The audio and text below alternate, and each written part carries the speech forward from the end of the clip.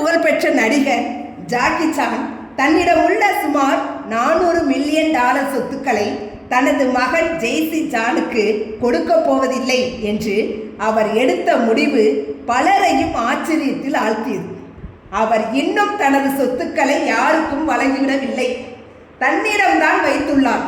ஆனால் தனது இறப்புக்கு பிறகு தனது முழு சொத்தையும் தொண்டு நிறுவனங்களுக்கு தானமாக வழங்குவதாக அவர் வெளிப்படையாகவே அறிவித்துள்ளார்.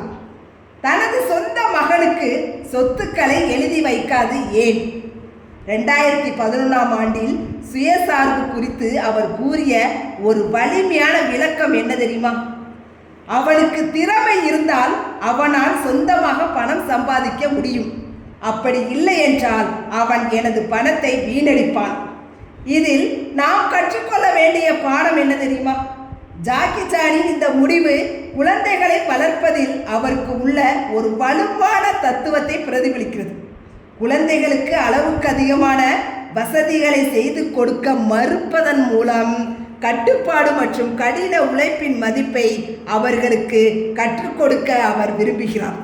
இது பெற்றோர்கள் ஒரு குழந்தையை மட்டும் வளர்க்கவில்லை, மாறாக தங்களுக்கான ஒரு சிறந்த வாரிசை உருவாக்குகிறார்கள் என்ற கருத்திற்கு இவருடைய நிஜ வாழ்க்கை ஒரு உதாரணம்.